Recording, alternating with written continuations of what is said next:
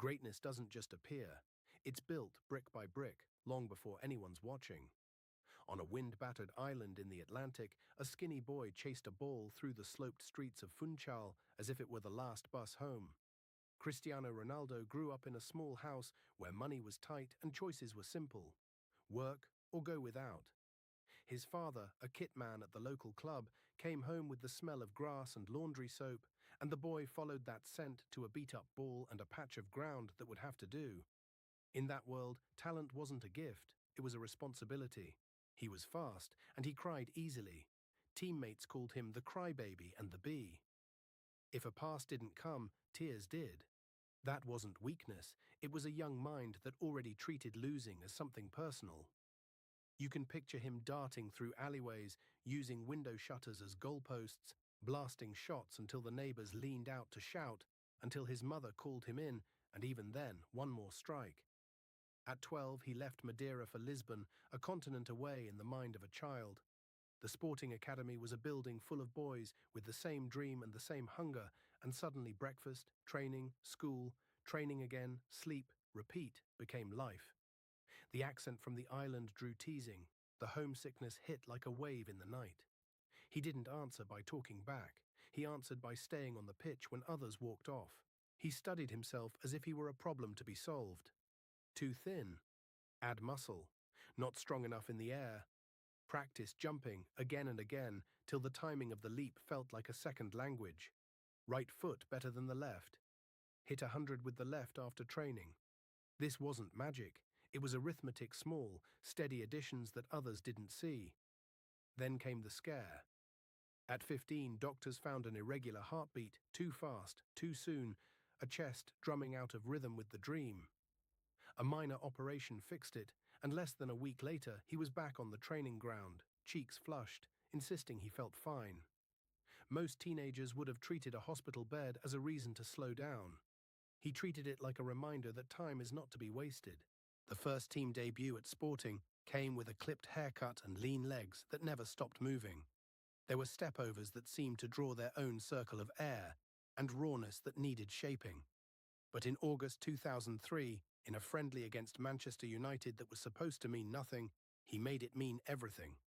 United's defenders kept reaching for the ball and grabbing at empty space, and by the end, the visiting players were telling their manager to sign the kid in green and white. Sir Alex Ferguson didn't hesitate. Within days, Cristiano landed in Manchester and was handed the number 7 shirt best, Cantona, Beckham, and a weight that could flatten a young man if he let it. Early on, he was a paradox, breathtaking and infuriating, all tricks and flashes and not enough end product. The English press had a word for it, show pony, and they used it with relish. He didn't argue with them in print. He argued between cones and on cold nights after the floodlights went dark. He lived in the gym.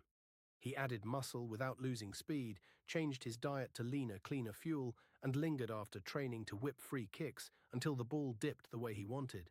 Teammates would be on the bus. He'd still be on the grass. The point wasn't to be watched. The point was to be better tomorrow than he was today. The stakes rose with grief. In 2005, his father died, and the loss hit in a quiet way that people close to him could feel. He could have unraveled. Instead, he threw himself into work.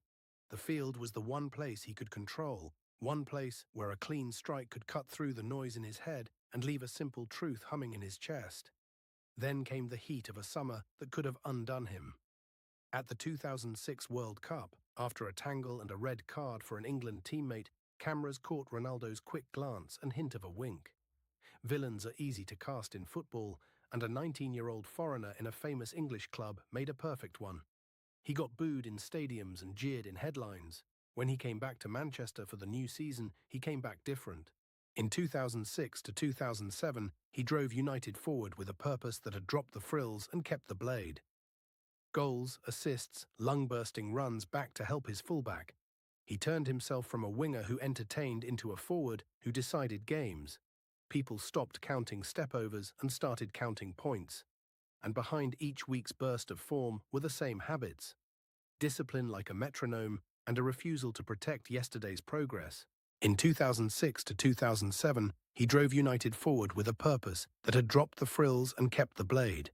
Goals, assists, lung-bursting runs back to help his fullback.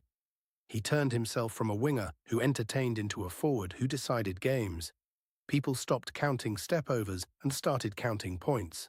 And behind each week's burst of form were the same habits: discipline like a metronome and a refusal to protect yesterday's progress.